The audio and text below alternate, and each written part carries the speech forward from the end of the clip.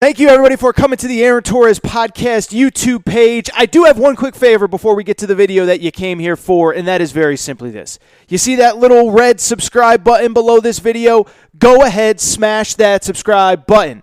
It really does help me. It really does help this channel grow and my audience grow. So go ahead and hit that red subscribe button. And now, here is the video that you came here for. All right, let's talk about the topic of the day in college football. Frankly, maybe the topic of the day in all of sports, and that's that Tennessee has themselves a new football coach. I live out here on the West Coast, so I woke up about 5:30, 5:45. You see the news starting to percolate, and by about 6 a.m. Pacific, 9 a.m. Eastern, it is official. Josh Heupel, former Central Florida head coach, is now the head coach at the University of Tennessee, of course, following his athletic director, Danny White, from Central Florida. And I will just share with you my first reaction, and then we will get into the who, what, when, where, why. And that reaction is what my mom always told me when I was a kid. If you don't have something nice to say, don't say it at all. And I got to tell you, this one feels a little bit underwhelming, and so let's get into why. But before we do, I think it's important to note the reasons why this hire might not be so bad, right? First of all, and I think this is completely fair, and I think it's something that a lot of Tennessee and non-Tennessee fans have pointed out, we simply don't know who was actually interested in this job, right? We are looking at a football program that has some looming NCAA sanctions involved, and this might not only be a traditional rebuild in a 2, 3, 4-year sense, but maybe a 5, 6, 7-year sense, depending on what the NCAA finds out, what the violations are, how long the school is penalized, all that stuff. So from that regard, you simply just don't know who was interested. And I would also say, on top of that, even within the SEC, it's far from the worst hire that we've seen lately. And in fact, many of the hires that have been deemed quote unquote failures the day that they happened have turned out all right, right? Nobody was that excited about Sam Pittman at Arkansas. He was awesome this year. He was maybe the best coach. He maybe did the best coaching job in the SEC this particular season.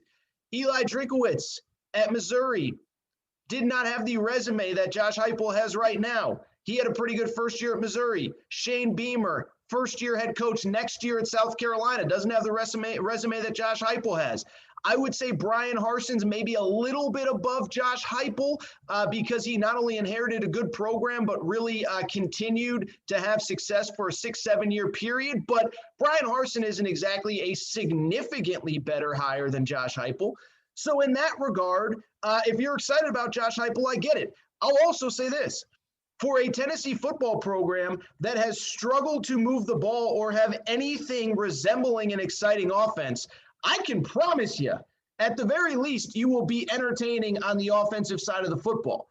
Josh Heupel, obviously, we all know what he did at Central Florida, but this year, we're talking about a team that put up 568 yards of offense, number 2 in the country in that category, and scored an average of 40-plus points per game. Now, obviously, look, Tennessee doesn't have the personnel to seamlessly transition to what Josh Heupel does.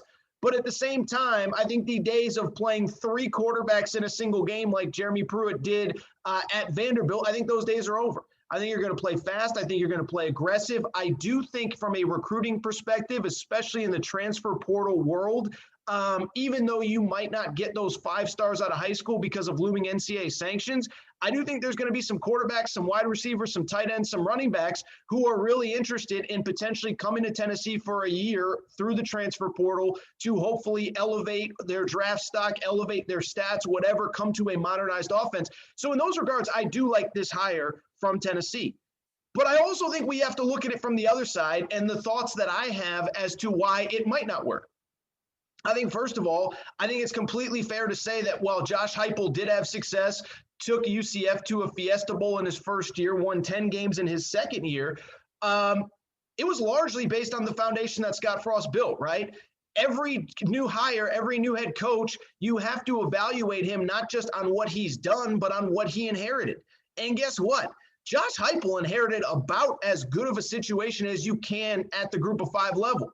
You come in, you're coming off a 13-0 season, you have a culture of winning that's established, and you have a really talented roster. Mackenzie Milton at the time was healthy. He obviously got hurt in the final game, but you're talking about an experienced college football quarterback. And overall, off of that team, 5 players were drafted. So Josh Heupel's first team, 5 players were drafted off that Central Florida team, which means that Scott Frost left a lot of NFL talent in the cupboard for Josh Heupel. And you can see that as Scott Frost's recruits left, the wins went down from 12-1 his first year, 10-3 his second year, and then 6-4 this past year. And you can talk about COVID and start and stop, and we give everybody the benefit of the doubt. That's fine. We're still talking about a 6-4 team in a conference where, frankly, they have recruiting advantages that maybe nobody outside of maybe SMU has in that conference. And they lost some games that they flat out shouldn't have, some flat out ugly games to some flat out bad teams.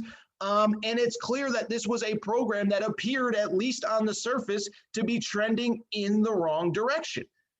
On top of that, for all the excitement about the offense, here's the reality. The defense was abysmal. The reality is the reason the offense had to be so good was because the defense was giving up 33 points a game this year.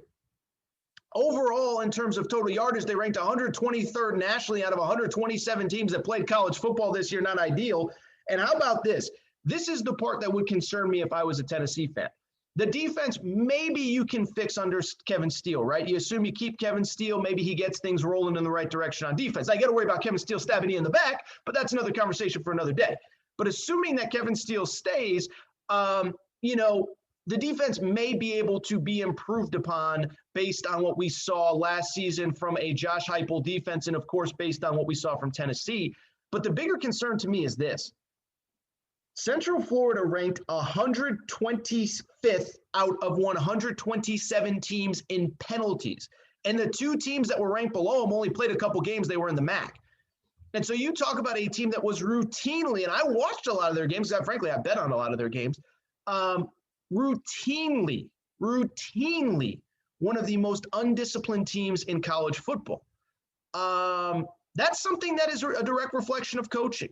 That is a direct reflection of what happens in practice. That is a direct reflection to the fact that little details are maybe escaping, the coaching staff in the preparation for the game, or certainly it's not transitioning to on-the-field success.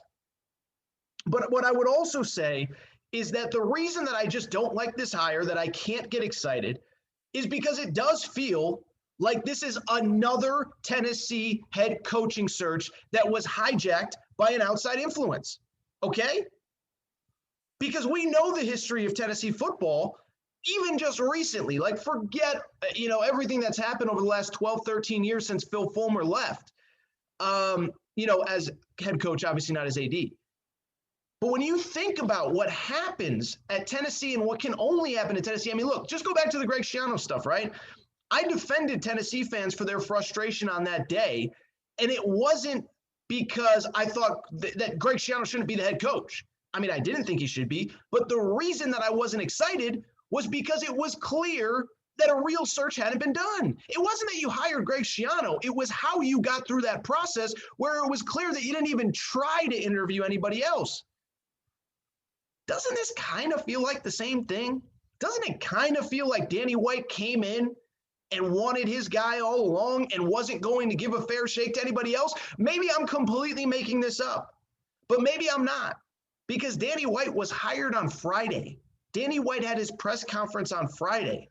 And by Tuesday night, you've settled on Josh Heupel. By the way, you paid a search firm $120,000 to find you and vet you all these coaches. And 4 days later, you already have your next head coach. So how much of a real coaching search was done? Did you really vet all the candidates? Did you really interview everybody? Did you really go after those hot group of 5 names? I was told by somebody I trust in the media that Jamie Chadwell, the Coast Carolina coach, was really interested in this job, really wanted this job. And he got a cursory Zoom meeting with Danny White just so Danny White could say, yeah, I checked him out. He wasn't for me.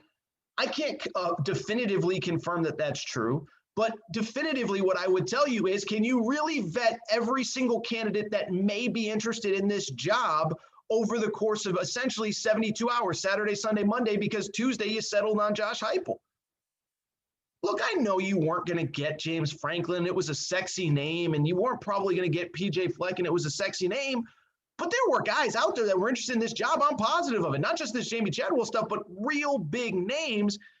And so to settle on the guy that you just spent the last 3 years with at Central Florida, it just feels like a sham search, no different than the Greg Schiano deal. And maybe I'm completely wrong. I'm just telling you how it feels, and I'm just telling you how Tennessee fans feel on this particular day. And I understand the frustration.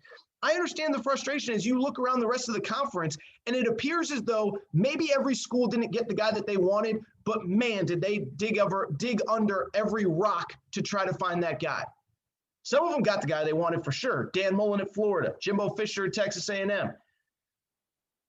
But at the very least, say what you want about, by the way, Ole Miss, Lane Kiffin, sexier hire, probably a better hire. Mike Leach at Mississippi State, very exciting hire relative to the school. But even a place like Arkansas, I mean, they swung on a bunch of candidates. They missed on a bunch, including Lane Kiffin, but man, did they try. And so I think that's the frustration of a Tennessee fan. It's not that this is the coach that you have, but it's how you got here and what the process was. So maybe I'm completely wrong. I don't think I am, but I understand the frustration of a Tennessee fan, and I'm just going to tell you straight up. I always tell it like it is. It's why you guys like this show. It's why you like what I do. I am just not sold that this was the best possible hire for Tennessee, and certainly not on the timeline that Danny White went through to make the hire.